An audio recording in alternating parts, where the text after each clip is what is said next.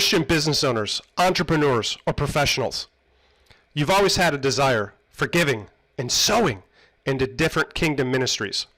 Always willing to give 50 bucks here, 100 bucks there, 500 bucks. But if you're being honest with yourself, you'd like to be able to consistently sow 1,000, 5,000, 10,000 or more to different ministries, impact players in the kingdom. And you're not complaining. You may even feel very blessed with what you have, but you sense there's more, a higher calling, a deeper drawing. But right now, between work, home life, your time is just swallowed. And eventually, it just starts to push out every other area of your life. Your walk with the Lord, your relationship with your spouse, with your kids, and you want to find a path out of that. Well, look, when I first started in business close to 20 years ago, 25 years ago, all I wanted was freedom. Freedom to command my own time, to make my own decisions, and to focus on my mind, what I wanted to focus on based on what I believed God was wanting me to focus on. And most of all, I knew in my heart that God was calling me to give more to his kingdom. He had been for quite some time. But it was frustrating because I couldn't see how to get from where I was to where I wanted to be, where I believed he wanted me to be. And since then, I've started 10 different businesses.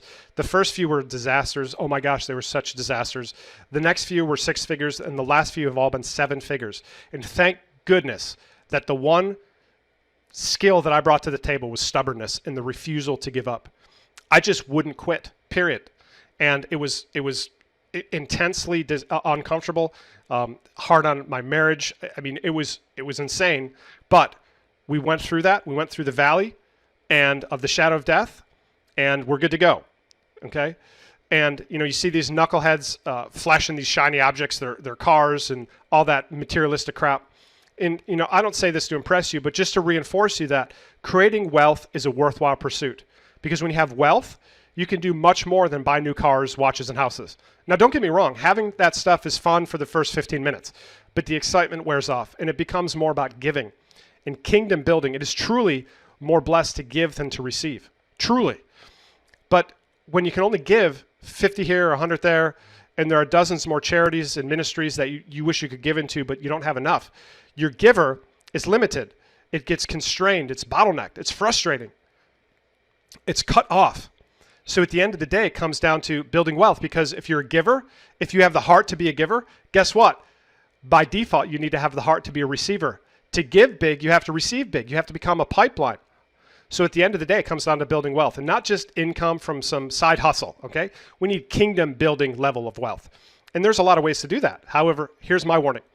If you're aligned with God's principles, then you know the price is going to be work. Faith without works is dead, right? So what's the alternative? Simple.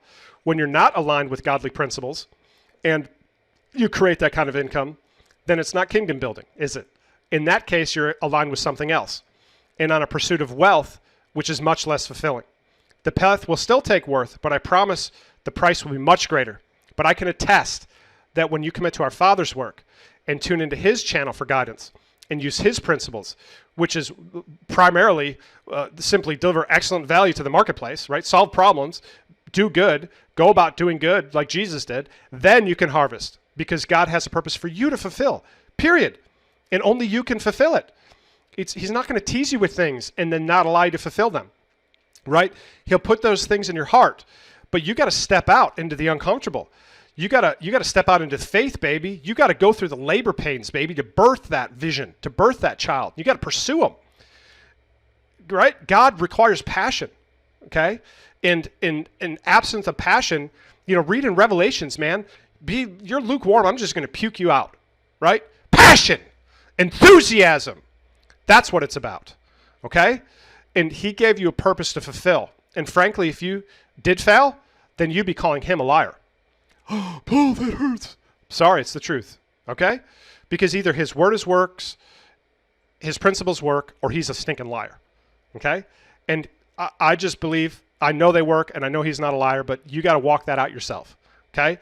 God has no grandkids. You got to develop your own faith with him yourself.